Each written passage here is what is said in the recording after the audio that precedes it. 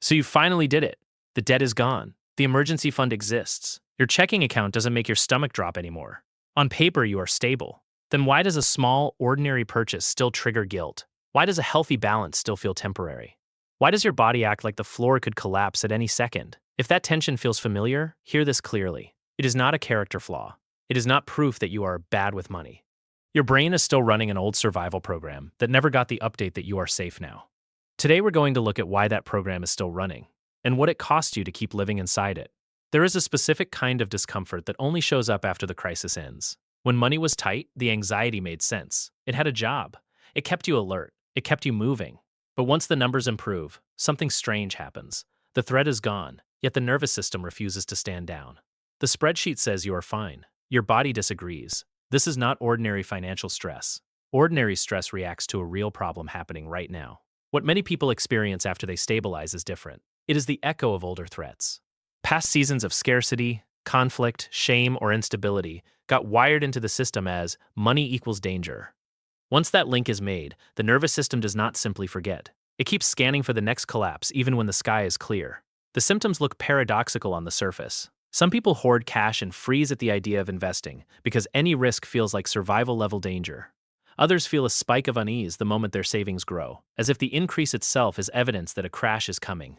Some check their accounts constantly. Others cannot open a statement without a wave of dread.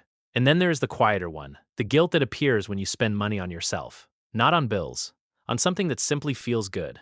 The internal voice that says you do not deserve it, or that the pleasure is somehow irresponsible. That voice is rarely about the actual dollars. It is an emotional memory of a time when survival was the only acceptable focus. Most of this programming was written long before you had your own bank account. Psychologists call these deep, often invisible beliefs money scripts. They formed during emotional moments in childhood. The fights about bills, the sudden change in atmosphere when money was mentioned, the quiet calculation in a parent's face at the dinner table. Children do not need to understand compound interest to absorb the feeling that money is dangerous, scarce, or morally loaded. 4 common scripts show up again and again. Money avoidance. Money feels dirty, corrupting, or tied to conflict, so part of you stays away from it or undermines your own progress. Money worship. The belief that the next raise, the next number, the next milestone will finally deliver safety and peace. It never quite does. Money status. Self-worth becomes fused with net worth or visible success, so spending and appearance carry heavy emotional weight. Money vigilance. Constant watchfulness feels like the only responsible stance. Calm itself starts to feel careless or naive. These scripts are not conscious decisions. They are the nervous system's old instruction manual for staying safe in the world it first learned. Your brain does not cleanly separate a physical threat from a financial one. To the survival-oriented parts of the system, a threat is a threat.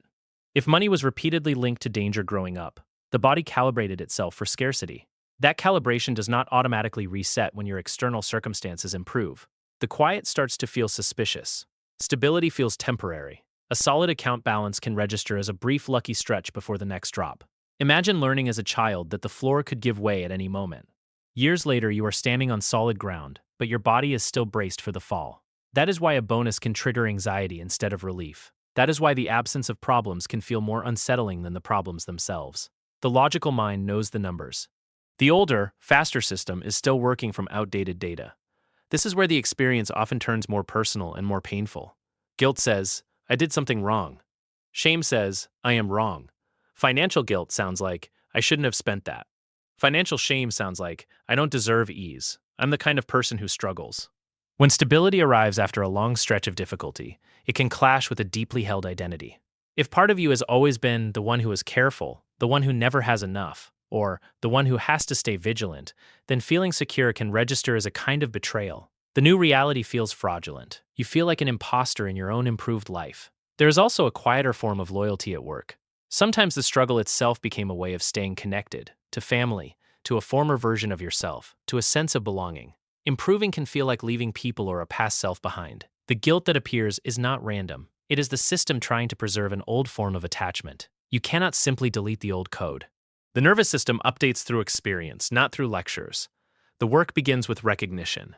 Naming the script when it appears, that's the old vigilance talking, creates a small but important gap between you and the automatic reaction.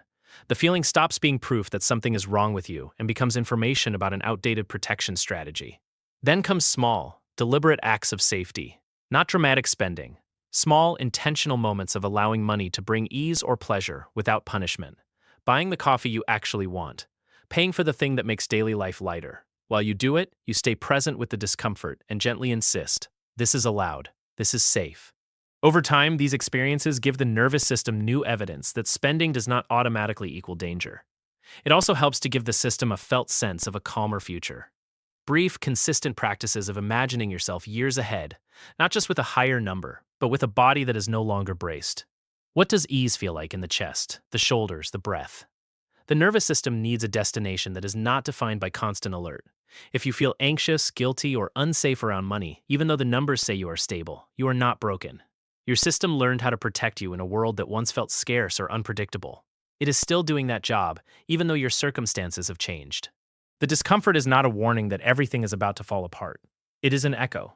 And echoes can be met with understanding instead of more fear. You do not have to keep living inside an old survival program that no longer matches your life. You can teach your brain, slowly and consistently, that safety is allowed to last. If this helped you name something you've been carrying, subscribe for more on the psychology of money, and tell me in the comments, what's one money rule or feeling you absorbed growing up that still shows up today? The more we name these things out loud, the less power they hold in the dark. Thanks for watching.